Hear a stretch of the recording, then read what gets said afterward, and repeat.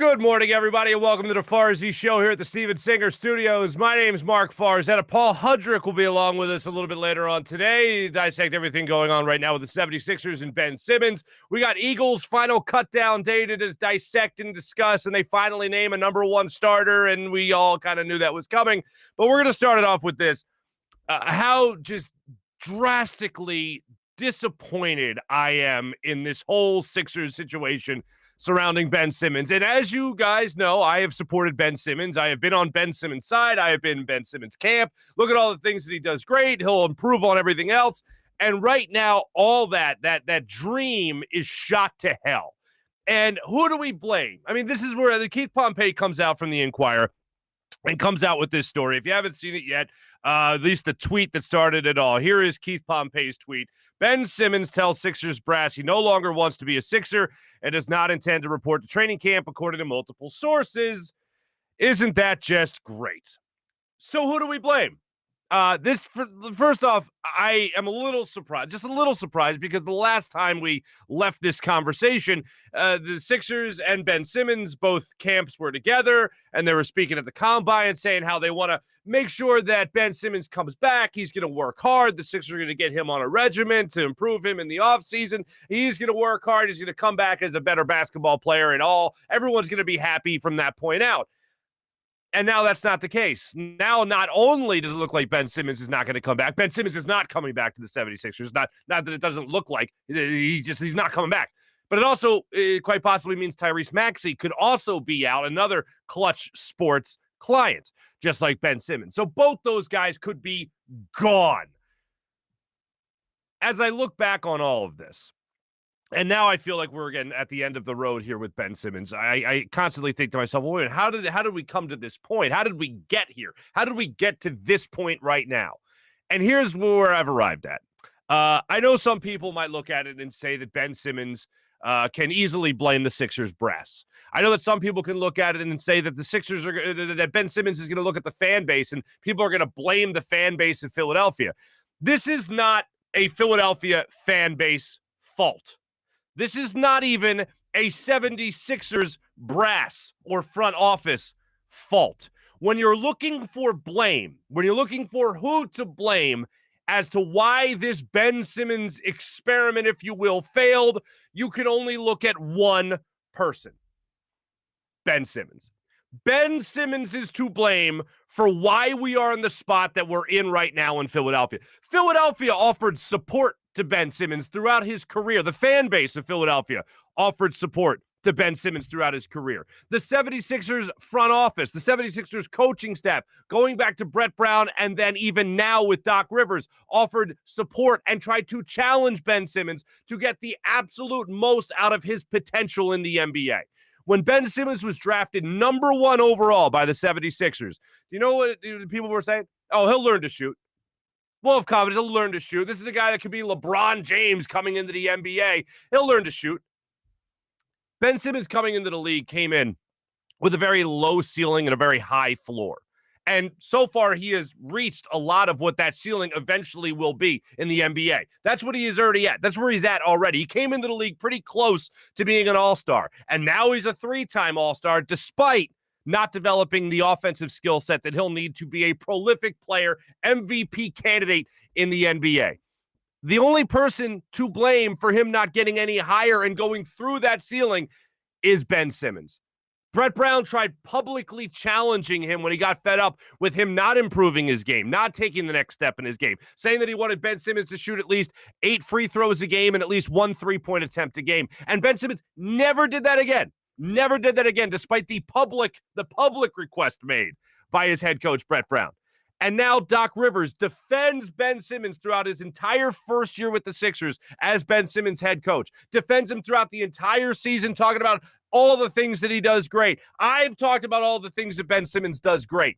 And now, Ben, the final conclusion, the final chapter in all of this is that Ben Simmons, after even getting a max extension from the Sixers, despite not expanding his offensive skill set, despite getting support from the fan base here in Philadelphia, the vast majority of the fan base, did he have his detractors? He absolutely did. But for the most part, people looked at Ben and knew what he brought to the table, knew what to expect from him.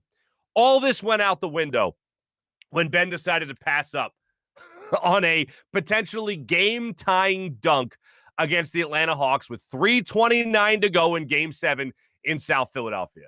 Everything changed there. It had started to change when Doc Rivers said, I can't take Ben Simmons out of a game. Even if they're going to go hack a Ben, I can't take him out of a game. And that's what happened against the Wizards. Then it went into the next series, the Eastern Conference semifinals against the Hawks. And then Doc eventually took him out. You know why Doc eventually took him out? Because Ben Simmons, again, to go back to him, failed to improve on foul shooting. As a matter of fact, a 61% free throw shooter during the regular season dropped to a historically horrid 34% from the free throw line during the playoffs. You want a head coach to keep a guy on who's going to be a detriment that much to a team? It's impossible. You can't do it. Doc, you can't be mad at Doc Rivers for doing it. You got to be mad at the guy who actually didn't hit the free throws, and that's Ben Simmons. So when you look at all this and you get to this point, this end point that we're at right now with Ben, the end is that he's not going to report. He's willing to not report to training camp at the end of September, the end of this month, by the way. We're in September. Happy September 1st, everybody. You mean to tell me he's not going to report to camp because he doesn't want to be here anymore? One person to blame, and that's Ben, for either just not wanting to be in Philadelphia, period, because of the Sixers, because of the fan base, because of the city, whatever it might be. He might want to be in the West Coast. Go figure. That's a big shocker, right? But he doesn't want to be here in Philadelphia. A team that has invested in him many times over, a team that left it with him at the end of the season, that they wanted to make sure that they got a better basketball player in return. And Ben all of a sudden, oh, no, I'm out. I don't want this anymore.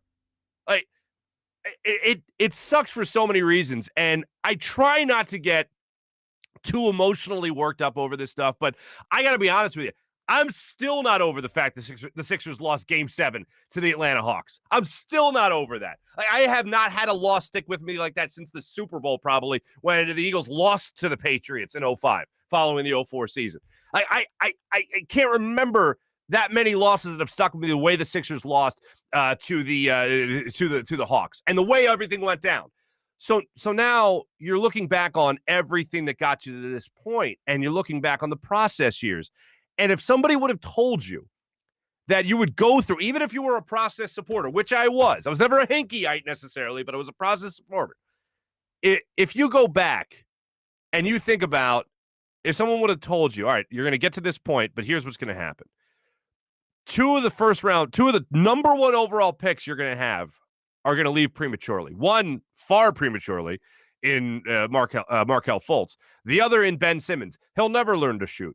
He'll get a little bit better as a defender from when he came into the league to now. He'll be a 3-time All-Star, but there'll be two of the most glaring things every basketball player should be able to do he won't be able to do. Free throws and a mid-range game. He will never improve upon that. Are you doing the process? Because I'm not signing up for that. Yeah, you got Joel Embiid, but when's the last time a center won anything in the NBA? As a team, that is, not as an MVP award. I mean, it's the first time the trend was finally broken with Jokic. But now you look at this situation right now with the Sixers and the roster and where they are going forward. Do you mean to tell me it's worth it? It could almost not be botched more than what it is. You got a plethora of talent, you got a plethora of assets and picks and all that stuff, and this is what it's come down to. Now it's all going to depend on what you can get back in return for Ben Simmons. And I wouldn't fault Daryl Morey if from this point on, just out of spite, he looked at Ben and said, all right, let's go ahead and sit out. That's fine. I don't got to trade you for next to nothing. Because there's no doubt that this hurts the return you could get on a Ben Simmons trade. The fact that the Sixers' hand is forced. You can either have Ben Simmons sit out, or you could try to get something in return for him. No, it's not going to be the 4 first-round picks that you were asking from the San Antonio Spurs, but it's going to be a significantly less return on that investment if you are to trade Ben Simmons and if he's threatening to hold out. So now he makes it even more difficult for the Sixers to try to move him. And it also hurts the Sixers in the long run because he knows at some point he's going to get moved, and it won't be for the max return that he would have brought back had he decided not to hold out. And for the record, I was 1,000% on board with Ben Simmons coming back, giving him the opportunity to at least show that he put in the work in the offseason, that he could shoot free throws, that he would shoot a three from time to time, that he would at least develop that mid-range game. I was at least willing to give that an opportunity before the upcoming trade deadline in this upcoming season. But now it doesn't even seem like we're going to have that. Now we're not going to have that with Ben forcing his way out. I flat out saw this news yesterday and read the story from Keith Pompey that also highlights things that Doc Rivers said after they got bounced out of the playoffs against the Hawks, where Doc Rivers said that he didn't know if he was going to be able to win a championship with a guard like Ben Simmons playing the way he was playing. Joel Embiid coming out saying that the turning point in the game was the same turning point that we all saw at the Wells Fargo Center, that fateful Game 7 night against the Hawks, where he passed up, as I mentioned, the 3:29 left in the game. That was the turning point. Joel Embiid coming out and saying that. Joel Embiid asking Ben Simmons about it right there in the moment on the basketball court. And Seth Curry throwing his hands up in the air like, what the hell? Why are you passing up on that? This is a cowardice act from Ben Simmons and Clutch Sports. That's what it looks like from the outside looking in.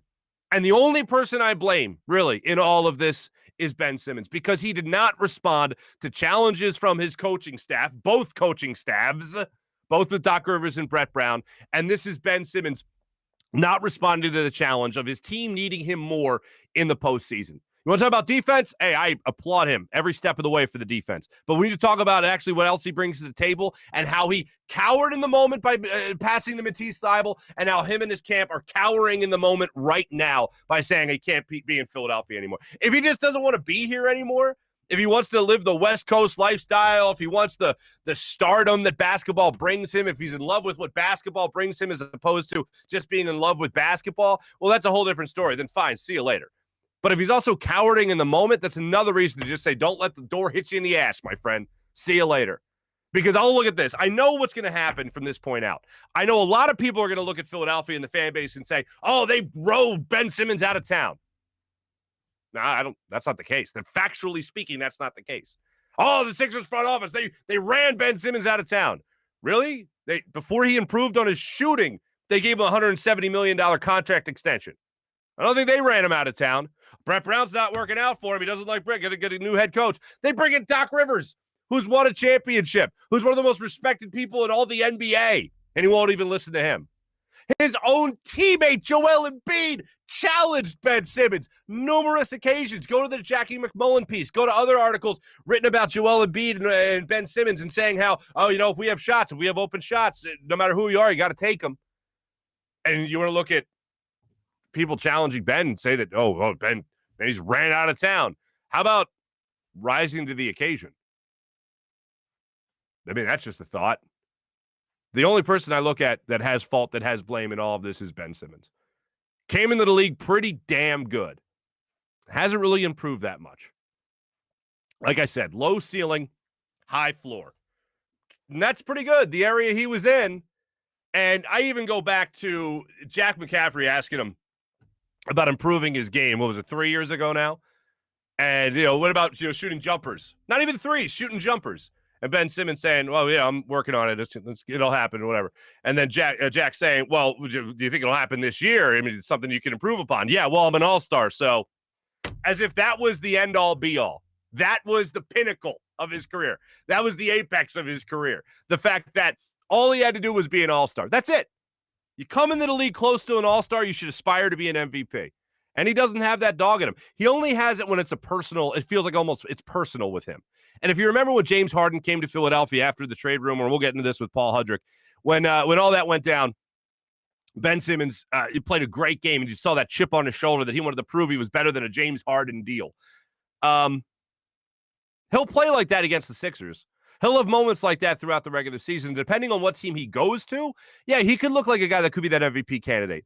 But the fact of the matter is, here in Philadelphia, we needed him, the Sixers needed him to be more. They needed him to reach that potential that he was taken number one overall for, which is being somebody that's comparable to a LeBron James. I mean, I know that's pretty high. That's a lot of pressure on somebody, but he could do it. If you watch him play, you know he could do it. Because the fact that he won't shoot, it's not that he can't, it's that he won't, which is just crazy. He can't hit free throws, but the fact that he won't shoot jumpers is just astonishing. He comes into the league that good. How do you not aspire?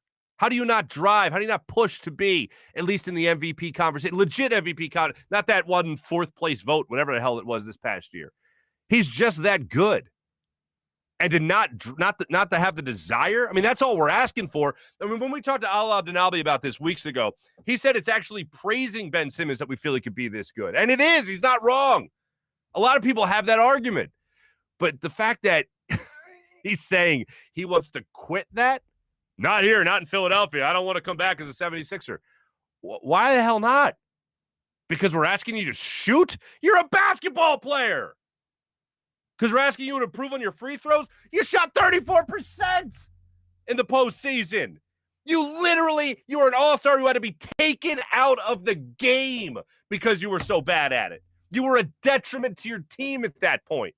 With a coach acknowledging all the great things you do well. You can't acknowledge the one really bad thing. You do terribly.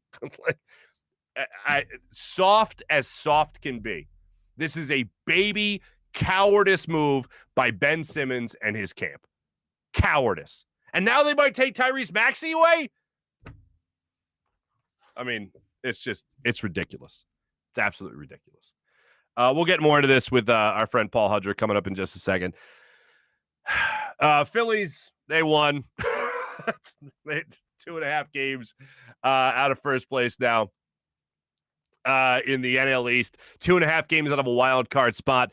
The Braves lost to the Dodgers yesterday. I think it was Corey Seager came up with the game-winning hit for a 3-2 Braves loss. Dodgers win.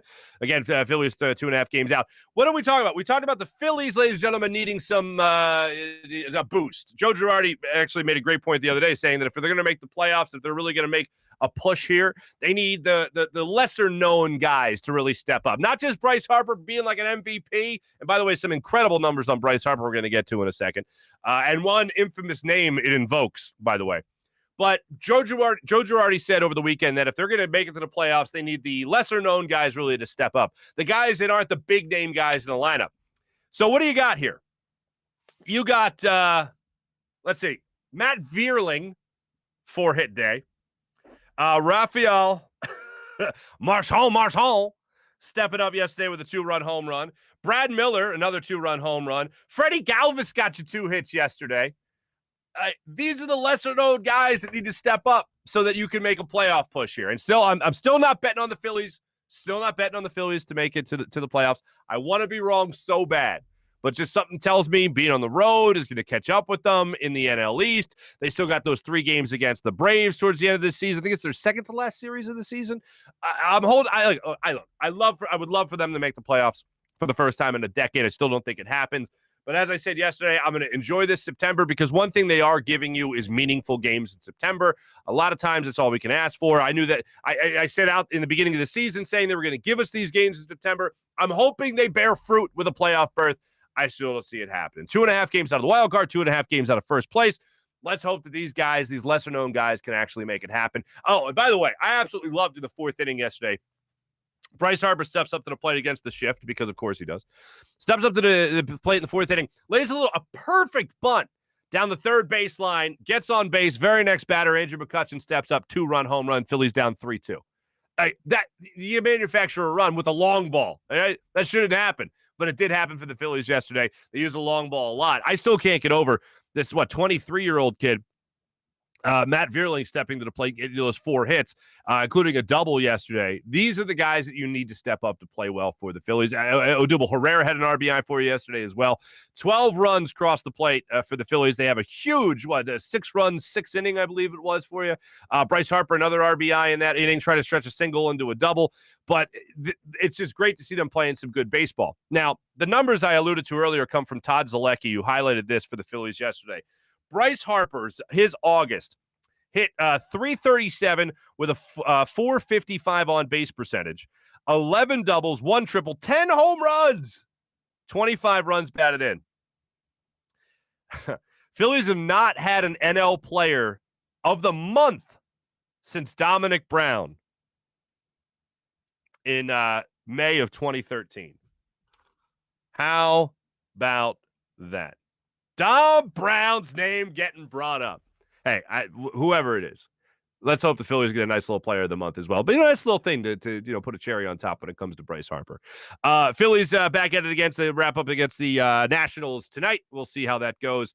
Hopefully they don't get rained out, as I know there's a lot of rain in the forecast.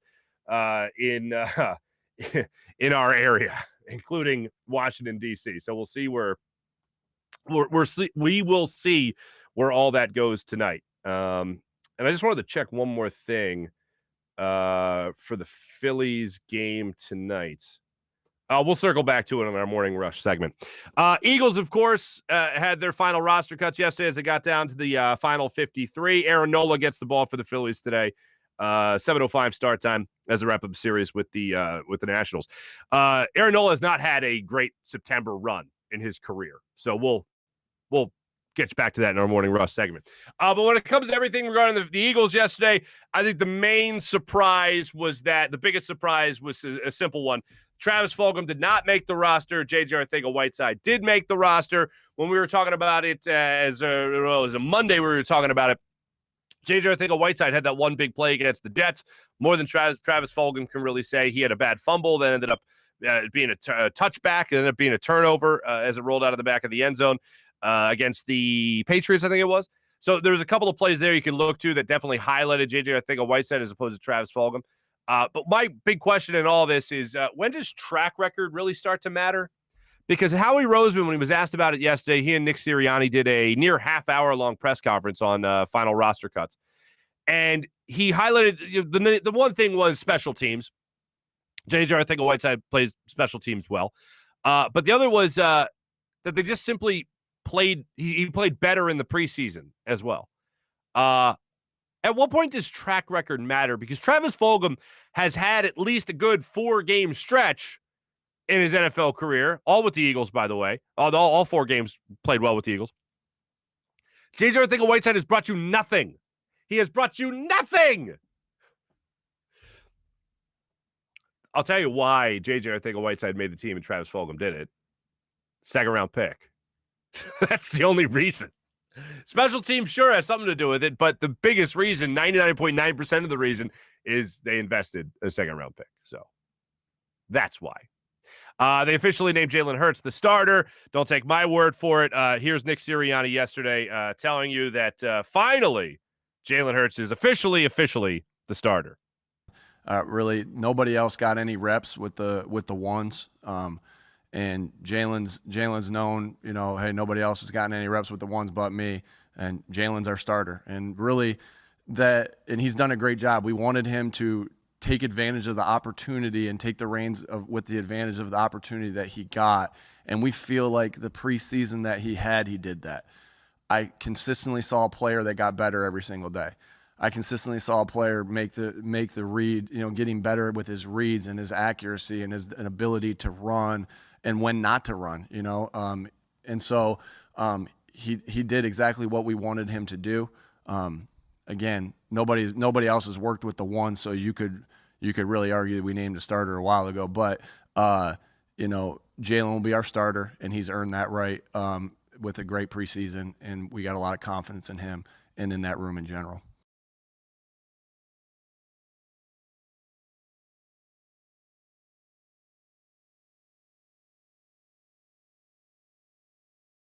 Minshew yesterday, and Howie Roseman was talking about Gardner Minshew and all the stuff that he likes about Gardner Minshew here in Philadelphia, and he invoked a famous phrase from last year when he was asked about why he acquired Gardner Minshew.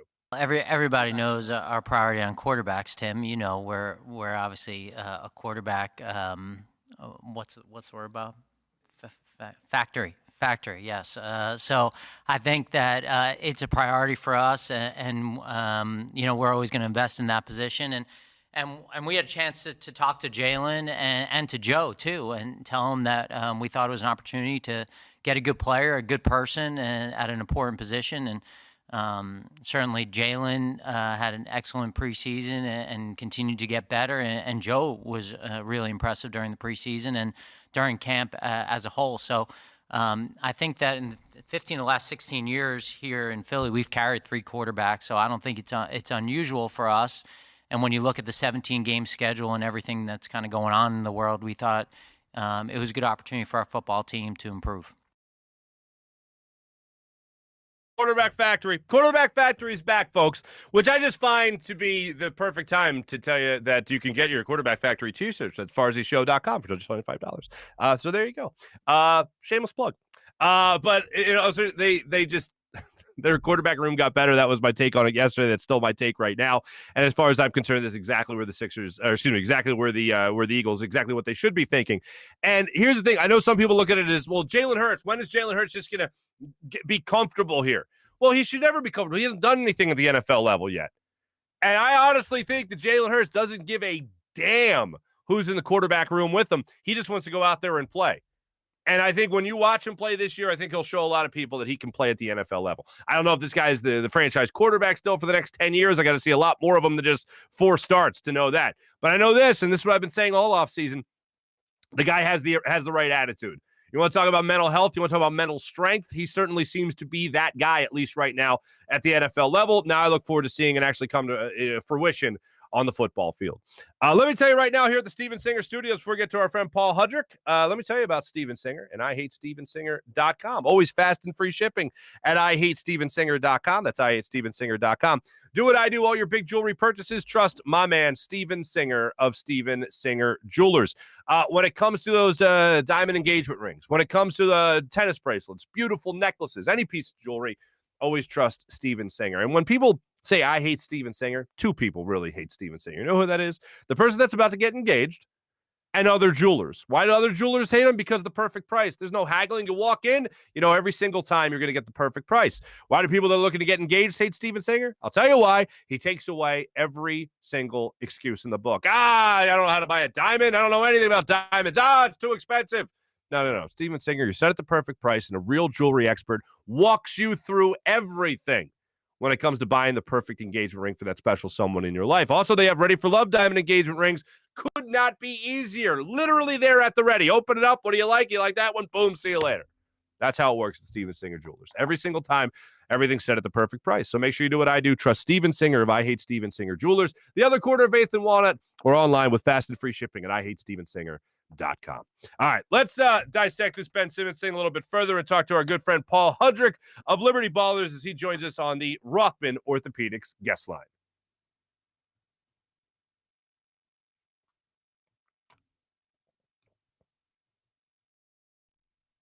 And joining us on the Rothman Orthopaedics guest line to talk about all things 76ers and all things Ben Simmons. Who better to talk to than our friend Paul Hudrick? So I'm not too happy with Ben Simmons, and I don't think anyone's really too happy with Ben Simmons.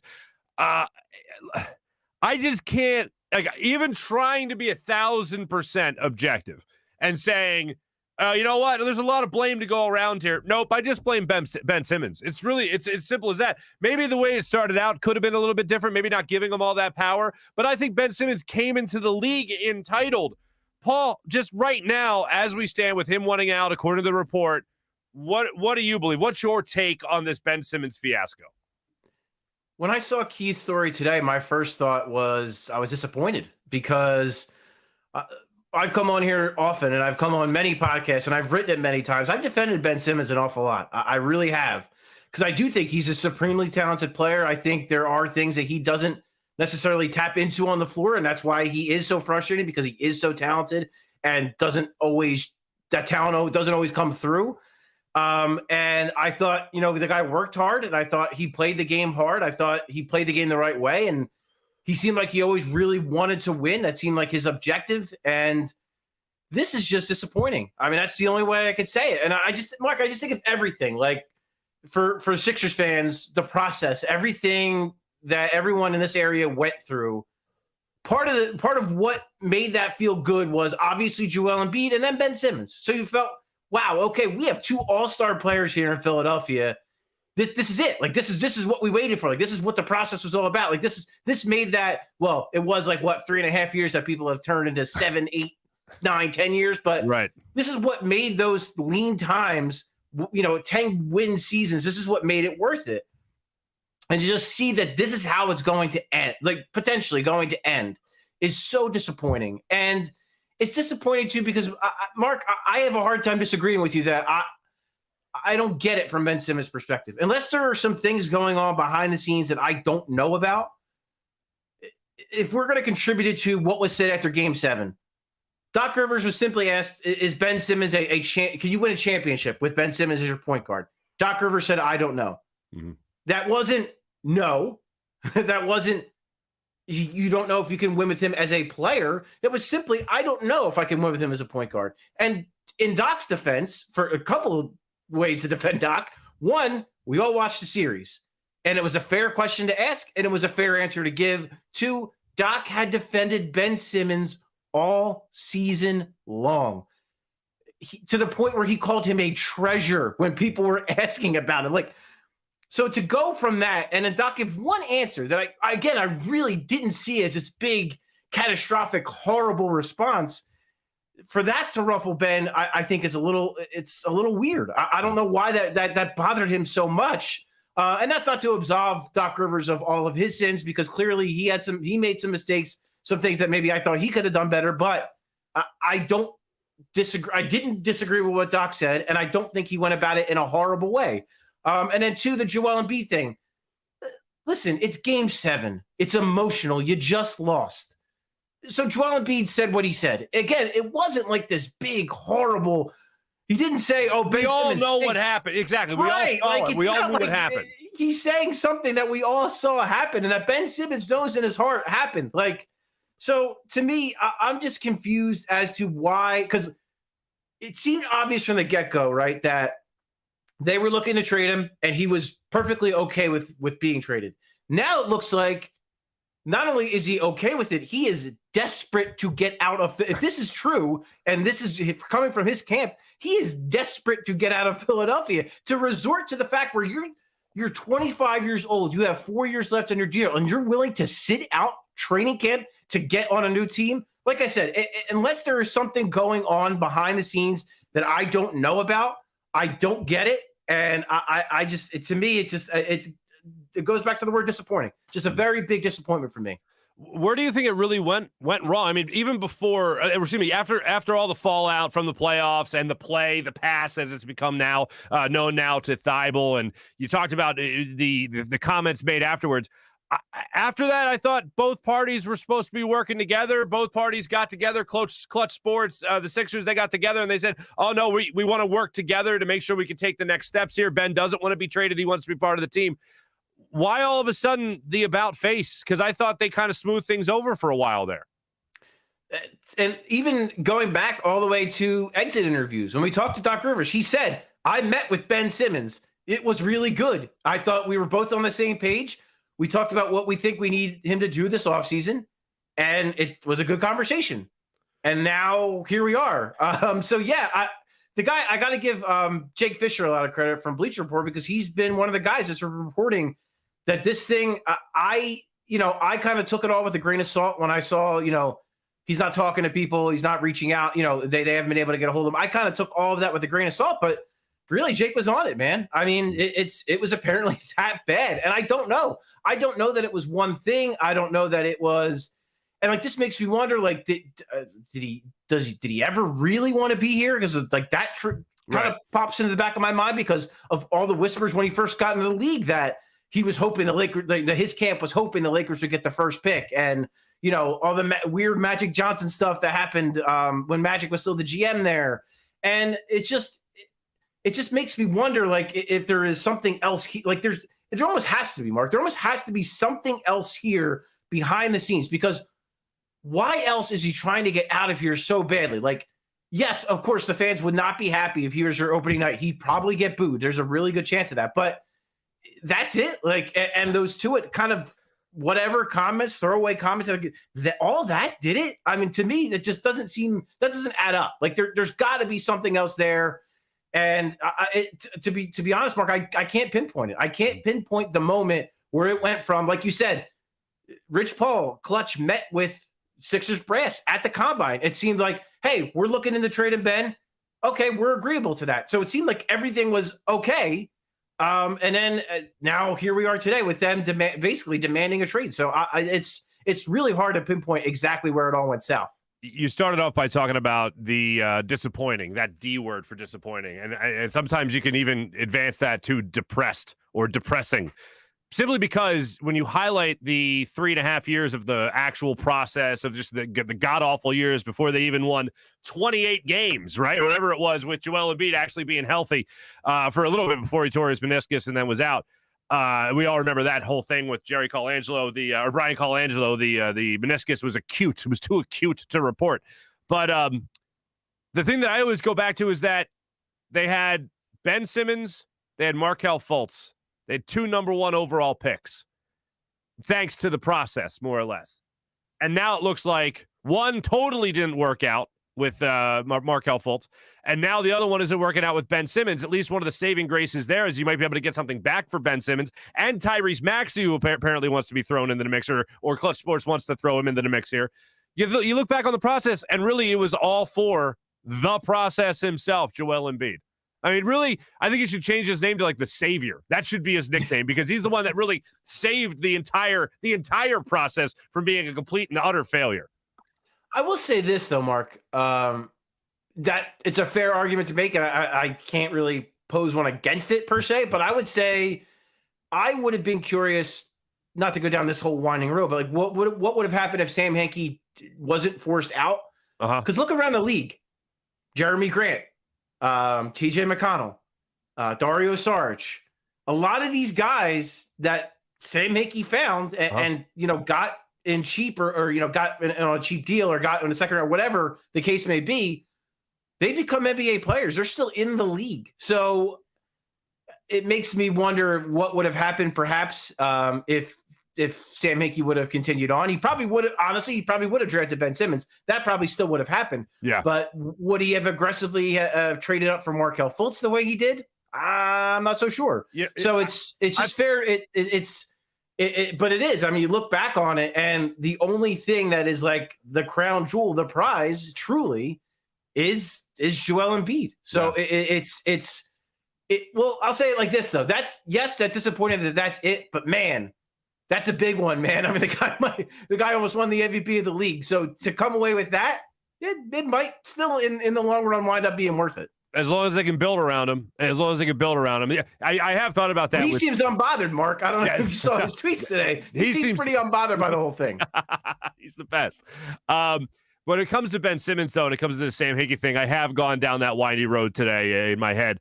And what I get to is I don't think under Sam Hinkie they ever give Ben Simmons the $170 million contract.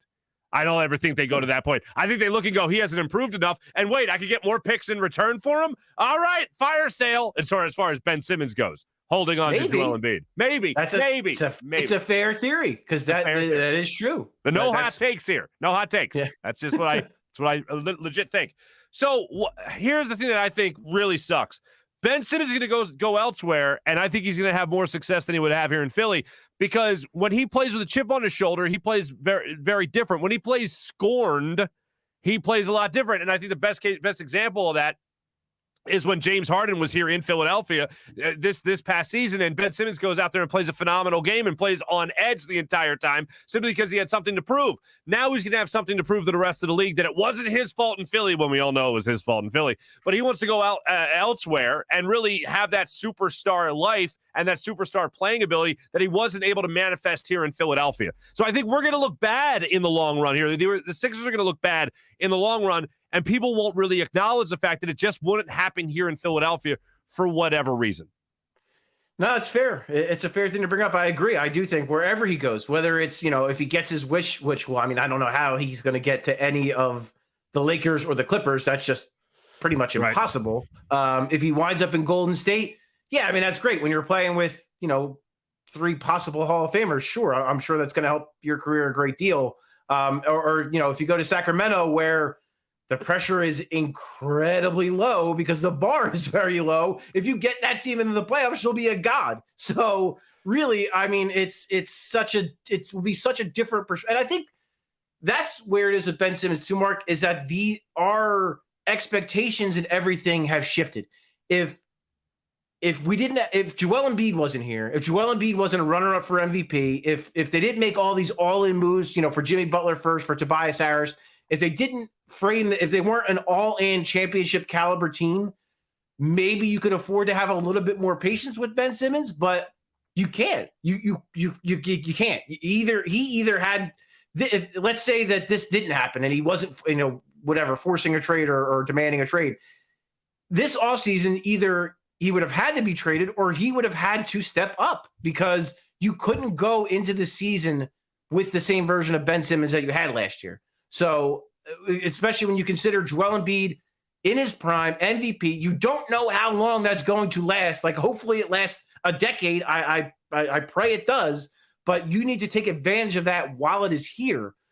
So yeah, I mean, I have no doubt that wherever Ben Simmons goes, he's going to be really good. And again, if it's a team like Sacramento, to me seems perfect, because, or even Minnesota, because if you make the playoffs in the West with either of those teams, you're a god there, and that's it. Like, it's not right. Here. It's a championship or bust. Yeah. In Minnesota or Sacramento, it's like, oh dear Lord, just get us to the postseason. Yeah. I just want to say this because I want to highlight this every time. I would have welcomed Ben Simmons back with open arms. The report yesterday was the report that just kind of shot this all to hell, as far as I'm concerned. With his camp leaking this, it now becomes a problem for the Sixers in terms of what they can get in return for Ben Simmons, because they know that their hand is essentially forced. Every team around the league knows that the Sixers' hand is forced. So if Tyrese Maxey is going to be a part of this, I don't want him to be, but it looks like he's going to be a part of it. It is a Ben Simmons trade. What do you think the value is right now in moving on from Ben Simmons when other teams around the NBA, around the association, know that the Sixers' hand is kind of forced here? I will say that I don't know that I buy the Tyrese Maxey thing 100%. Okay. Just because they are working out together. They're part of the same group and all that. Yeah. Right. And they're both represented by Clutch. But man, that would be such a bad look. It really is a bad look by Clutch. If you're forcing, like, Ben Simmons' business is Ben Simmons' business. Don't drag Tyrese Maxey into it. So to me, if that's real, if that report is real, which I don't know whether it is or not, but man, that's a bad look for Clutch. It really is, quite frankly. Rich Paul does a lot of good as far as empowering players and things of that nature. But like, Rich Paul works for Tyrese Maxey. Maxey does not work for Rich Paul. Like, that's the way that's supposed to go. So just to start that off, I don't see that as I think that would just be them overstepping their bounds a little bit. All right. We'll see what happens. But let's hope that's BS. So what can they get back? What do you think they can get back for Ben Simmons at this point? So at first I thought to myself, man, they're going to be stuck with something really bad. Like, it's going to be like, they're going to go, like, Minnesota really wants them. It's going to be like Patrick Beverley, Malik Beasley, and picks, which is not desirable. It's not like, I think Malik Beasley and Patrick Beverley can help them, but they're not on the level of Ben Simmons, and it's not enough of a return for me. Unless you get like 4 first-round picks, then maybe we're talking, because then those 4 first-round picks you could perhaps use in a trade if a guy out west decides he does not want to play out west anymore. So there's that. Dame Lillard. Yes, that's his name, Damian Lillard. Dame Lillard. Yeah, we don't have tampering here. Anything you can do, Dame Lillard, get Dame Lillard. Anyway, yeah, sorry. Sure. No, it's just fine. But so that I was on one of our podcasts earlier, and I said that, and I thought to myself, man, that sounds really gross when I say it out loud. That's all they might get potentially for Ben Simmons. But I do think, now that I've kind of let it gestate a little bit, I've had a little bit of time more to think. You have Minnesota, you have Golden State, you have Toronto, you have Sacramento, and I feel, and then San Antonio I wouldn't count out. So you still do have a market. There is a market for him. It's not like there isn't a market. Like, teams do want him. Could this hurt them with that being hung over their head? Perhaps it could. Daryl Morey could theoretically also decide to play a little chicken and say, cool, you're going to hold out then, because I don't like any of these trade offers. And then maybe a team gets antsy, and then maybe they up the offer. So I do think, like, first of all, in a star trade, an all-star trade, say whatever you want about Ben Simmons, he's an all-star. In an all-star trade, you never get you generally never get the full value. All you got to do is look at Sixers history when you're talking about Allen Iverson, Charles Barkley, going back to Wilt Chamberlain. Like, you don't get proper value for stars. It just doesn't happen that way. So you're already probably losing something there. And then the fact that your hand's kind of forced, it's going to hurt. But I do think between those 5 teams I mentioned, there has got to be a decent package.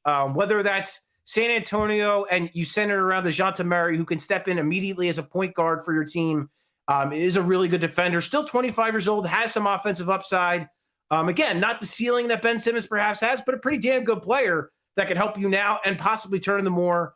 They have a guy like Derek White, who I like a lot. Keldon Johnson, who's another young player who I like. Sacramento, I mean, if they're willing to throw in Buddy Hield and like Tyler and Tyrese Halliburton and then picks, it's not great. It's not, Mark. It's not great, but it's not bad. It's pretty good. I think Halliburton is going to be a really good player. He already showed as a rookie he can be a primary ball handler.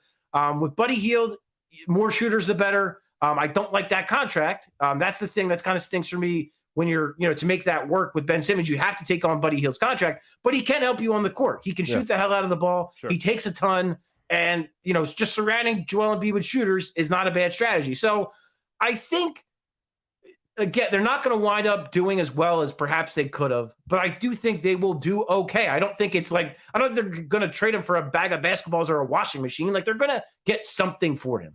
Mm-hmm. Man.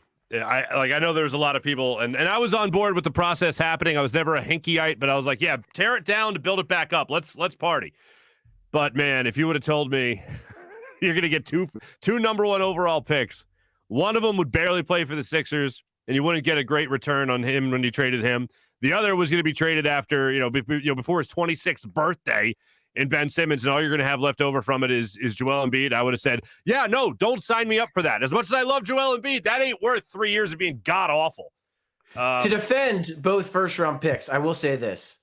Ben Simmons was a no-brainer first-round pick. Everyone thought, this is hindsight. This is all hindsight. That was the guy. Yeah, that was the guy. Everyone thought this is the closest thing we've seen to LeBron James, and he very well still could be that. Something of that, an approximation of that, clearly not that, but he still has potential to be more than what he is. And then Fultz, I mean, I thought he was going to be a star. I thought he was going to be great. When I saw him coming out of Washington and what he could do with the basketball, I really thought he was going to be a star, and it didn't work out. So I mean, it's bad luck. You want to call it a curse? Go for it. I don't really subscribe to that. I don't know about a curse, but I know some people right now that hated the process are looking at it as karma. Well, that's again hindsight 2020. You can look at it like that, but I 1,000% agree. I 1,000% agree. So just one more time for the record, Paul. This is I don't like going 100% blame because it's never just one person's fault all the way. But man, this is close to 100% when it comes to Ben Simmons because, like I said at the beginning, he came into the league entitled, and the Sixers did nothing, and I don't know if they could have done anything to change that. And now he is flexing his entitled muscles, saying, get me the hell out of Dodge. And I just think that is a travesty because I think he's a hell of a basketball player, and I think he could be a legit MVP candidate if he improves two of the most basic things in the game, which is foul shooting and just a mid-range game. And he seems to just not want it, at least not here in Philadelphia. And yeah, Mark, and like I know some people in the media and some fans didn't really necessarily love his personality. I thought he was kind of fun. He was kind of snarky.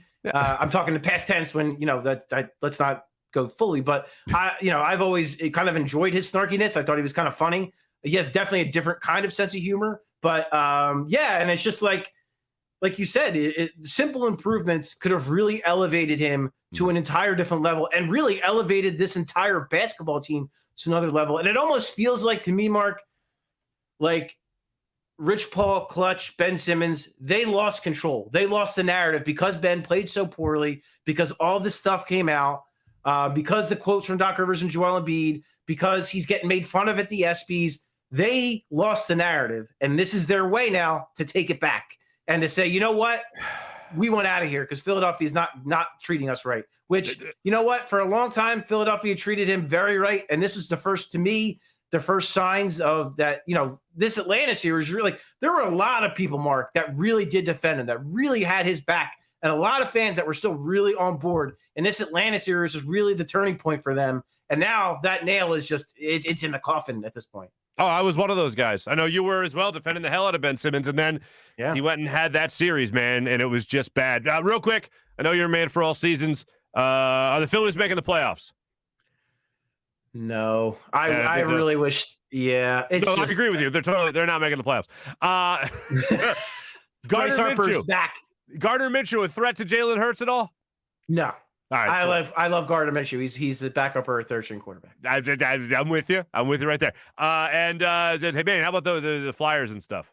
I don't know. Anyway, Sean Couturier extension, bro. Come on, man. 8 years, man. It's a steal for a first line center. That's a hell of a contract, man. You're damn right, brother. Paul Hudrick, check out all things that Paul writes up for Liberty Ballers and maybe some podcast coming back. I don't know. What? I just per reports. I just read the reports.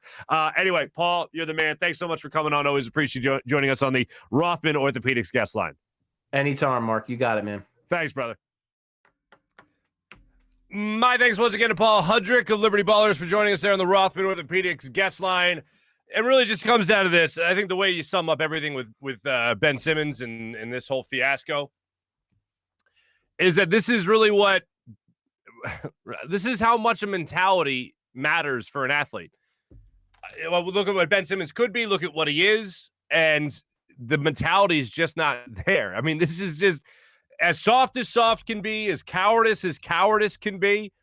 And like, this is quitting as far as I'm concerned.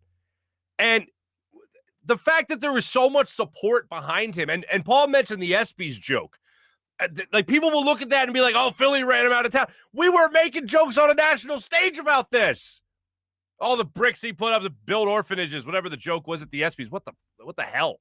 But like, I know a lot of people look at this as a Philadelphia problem, and it is a Philadelphia problem now because Ben Simmons isn't going to improve and he's going to be gone, and they won't get as much as a return on the trade as they would have if he had forced the Sixers' hand to trade him. But people look at this as if it was our problem, like it was our mistake. And you know what? If you are going to blame anybody else other than Ben Simmons or anyone in his camp, the other avenue that people could go down and we'll try to explore is that the Sixers entitled Ben Simmons. And I don't agree with that at all because I think Ben Simmons came into the league entitled. The guy was shooting a documentary about the 1 year he played in college. That's pretty entitled. Ben Simmons was already during a relationship with his mentor, LeBron James. Like LeBron James, one of the most determined athletes I've ever seen. And he's one of the best athletes, obviously, I've ever seen. The mentality of that guy versus Ben Simmons could not be more different. Like, where's that advice from LeBron James to tell this kid like to be the absolute best he could possibly be instead of settling for the talent that he has right now? And that's what it feels like Ben Simmons is doing. No. This is how I like to play. This is how I'm happy playing. So this is it. Like, what about the next step? If he's not willing to take that next step, and this is what I've been saying even when I was defending Ben Simmons in hopes that he would take that next step. If he's not willing to do that, see you later. If he wants to quit and he wants to say, I don't want to be a Sixer anymore, see you later. Don't let the door hit you in the ass, as they say. That's where I'm at. And it couldn't be more frustrating to think back on defending a guy like that in hopes that he would improve, acknowledging all the things that he did well while also acknowledging the things that he needs to get better at, and him just say, no, I think I'm good. I'll go elsewhere. I'll go elsewhere where me being this role player, this all-star role player, will be more accepted and where he could hide it better. It's a shame because we know what could have been here in Philadelphia if he decided to stick it out. And you know what's really funny? I go back to this one thing with Pat Riley. Pat Riley, when LeBron James was getting ready to leave Miami and go win in Cleveland, go back to Cleveland. Pat Riley knew what was happening, and they had just lost. And Pat Riley had looked at LeBron James and said, you know what? You stick together if you got the guts, right? If you got the guts, you stick together. And I remember thinking, well, there's a Hail Mary from Pat Riley right there trying to keep LeBron James in Miami. And, hey, look, he's trying every tactic he can to try to keep LeBron James on his team. You can't fault a guy for that. But if you got the guts is kind of what has been on repeat in my head since I read Keith Pompey's article yesterday in the Inquirer.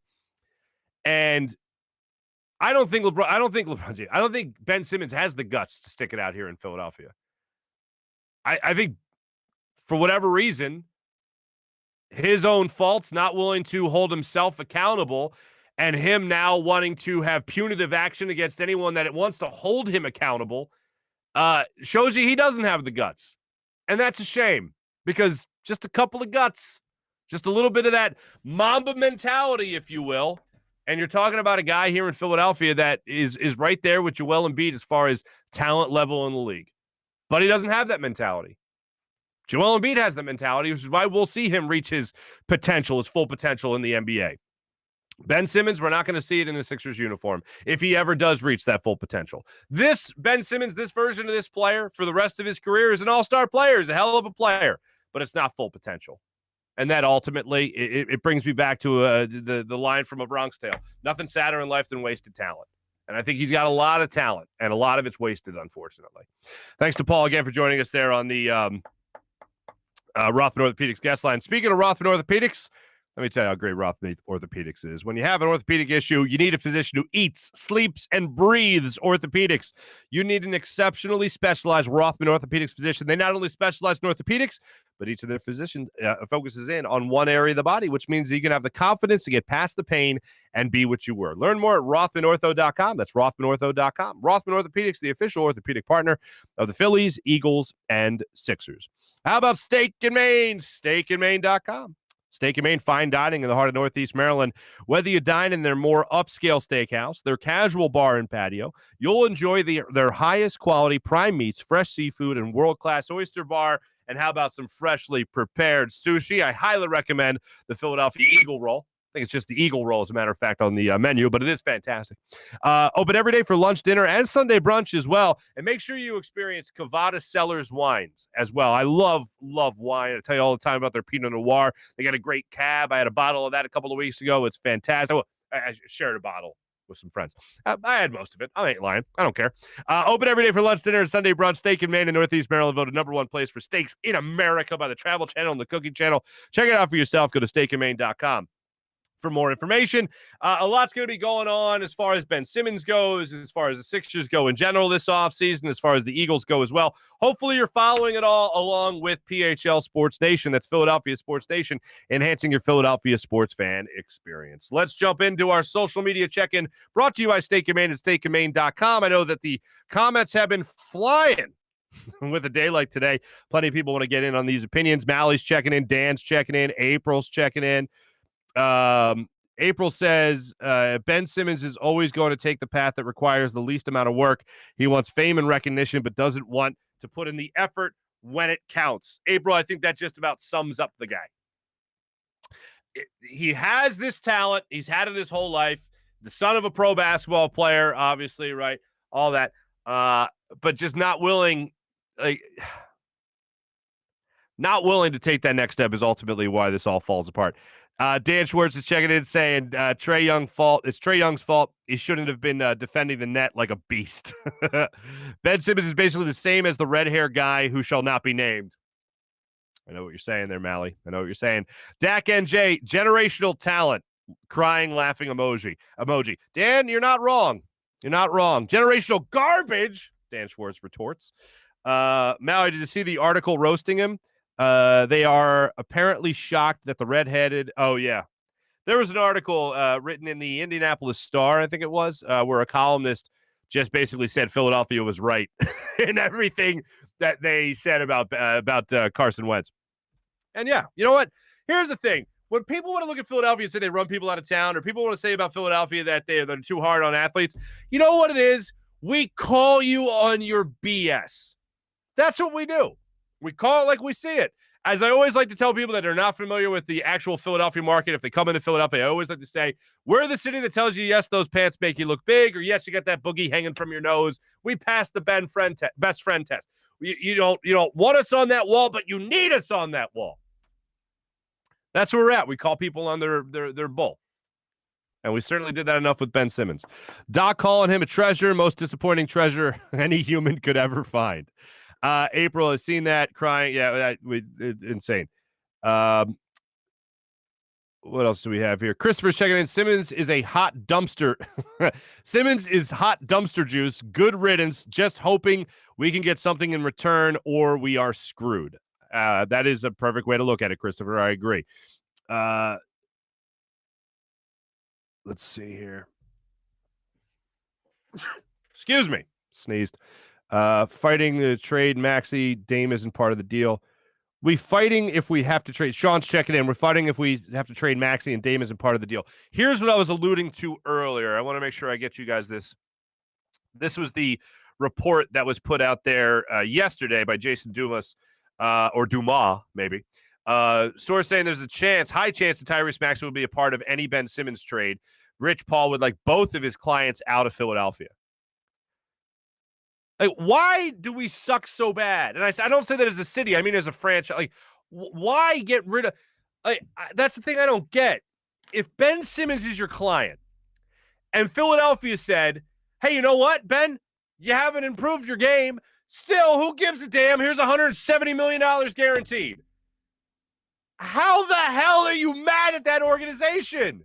And how are you mad at them for trying to win in the playoffs, taking you off the court because you haven't improved? You've gotten worse.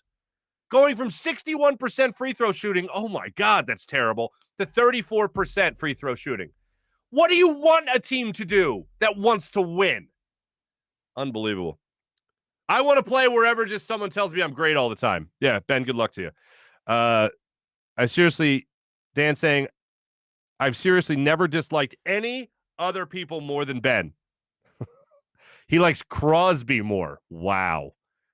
He might not be far off. At least he's a champion. Might get more enjoyment about being stuck in Minnesota. Dan, I wouldn't mind seeing him just going to Minnesota to rot. Simmons' return to Philly will be a hot ticket. Sean, I don't disagree. That might be Ben Simmons doing this might warrant the loudest, most thunderous boo ever bestowed upon an athlete in their return to Philadelphia. And that's saying something. Ben Simmons returning to Philadelphia probably will be the loudest, most thunderous, most ominous, most deviant boo in the history of sports, actually. That's some stuff right there. I actually like JJ. I think he's a great guy. A new appreciation after seeing someone like Simmons. He doesn't have to get... Dan, that's too funny. Adrian's checking in. Sixers owner Trae Young says, "Don't worry, he'll be back next year." Adrian, I see what you did there, and you're not far off. Ben is acting like a Kardashian, says Mally. Not far off at all. Did you see where the Jenner, the Kendall Jenner lady and the Kourtney Kardashian lady? They're both in Italy right now, and Kendall has been on a yacht in Positano with the guy Devin Booker, the gold medalist Devin Booker. They're having a time. They're having a time over there. They're having a time. They're in Positano. Kendall Jenner and Devin Booker. I honeymooned in Positano. It's beautiful. Highly recommend it. Go figure. Anyway. Oh, and I could also hit my free throws. So I don't know. That's something. We haven't talked about how much weed Marc smokes. Still 0. April caps it off with "Bye, Felicia." Oh, okay. Here's MPC Smith 1. What's happening? Farzy, the Ben issue is one thing, but did you see that Jason Dumas report or Dumas report about Maxey? I just hit that. Dan, drop that F-bomb, Marc, if you want. I will. Fraud. That's one of them. I almost did. You caught that. Yeah, I almost did. Thanks to everyone that checked in on our social media check-in, brought to you by Steak and Maine at steakandmaine.com. Can't get anything past you guys. Morning Rush segment, ladies and gentlemen, Morning Rush segment brought to you by Sky Motorcars and SkyMotorcars.com. We have covered at great length all that is Ben Simmons. We've talked about the Eagles and where they're at. There was one more thing. Did I hit it? I don't believe I did hit it. Aaron Nola. Aaron Nola gets the start tonight. Paolo Espino gets the start for the Washington Nationals as the Phillies go for the sweep of the Nationals go for a 6-game winning streak. Nola 7-7 on the season with a 4.30 ERA. Espino 4-4 on the season with a 4.13 ERA. But there was one thing there. Yeah, this is what it was. There was one thing with Aaron Nola I wanted to make sure I touched base on. And it has to do with his lack of production in the month of September. And looking at Aaron Nola over the last couple of years, he has gone through those insane hot streaks that I've mentioned many times over in terms of what he's been able to bring to the table for 10 starts in a row for a couple of months of 6-7 innings consistently. Well, if you look at last year, he made 6 starts in the month of September. his ERA was more than a full run higher than the two previous than the previous month of August. He went through a 2.35 ERA in August and a 3.57 ERA in the month of September. That was last year. Now go back to a much more significant year, 2019. I believe that's when he finished third in the Cy Young voting. He went from an August ERA of 2.52 in 6 starts to an ERA in September in 5 starts. He went from 2.52 to 6.51. So hopefully this is the start of a much better September for Aaron Nola. Other than that, Scotland. We're all rooting for Scotland right now. You know why we're rooting for Scotland right now? I'll tell you why we're rooting for Scotland right now. I believe Scotland right now is attempting, they're giving it a shot, the 4-day work week. The 4-day work week with the same pay. They're giving it a shot. Let's all root for Scotland. 4-day work week is exactly what we need. Let's root for that to happen. Like I said, Philly 7:05 start time tonight. We'll continue to track all things with Ben Simmons, and we'll make sure we keep you guys abreast of all that. Tomorrow morning, we're going to be joined by, from Philly voice, Jimmy Kempski will join the program to talk about the Eagles' 53-man roster, Gardner Minshew, where he fits in all this, and confidence level in Jalen Hurts. Jimmy Kempski will join the show tomorrow morning, so make sure you guys don't miss that. Thanks for watching. Thanks for listening. I really just can't voice to you the frustration, the disappointment I am experiencing in Ben Simmons. It's all on Ben. I know a lot of people are going to try to point fingers at the Sixers organization, the city of Philadelphia, the fan base here. This falls on Ben Simmons through so many different things. The Rookie of the Year dispute, Donovan Mitchell, Philly had his back. The 1-point game in his second ever playoff series against the Boston Celtics. Still, Philadelphia had his back. Ben will get better. Ben's great. All that. The organization investing him a $170 million contract after still not learning to shoot. Philadelphia still had his back. Cower in the playoffs in one of the biggest moments in what even Joel Embiid turned as the turning point in the game. That's hard to come back from. And Ben saying he doesn't even want to try to come back from it in Philadelphia, that's a failure right there, and it's still a cowardice move. I don't know if I'll ever get over that. And you know what? I'll say it again. When Ben Simmons comes back to Philadelphia, it'll be the most thunderous, most venomous boo we've ever had. And that is saying something. Have a great rest of your day, everybody. Jim Hyden produced the program. This is a Buzz Sports Entertainment production. From the Steven Singer Studios, I'm Marc Farzy. Talk to you guys tomorrow. Have a great rest of your day.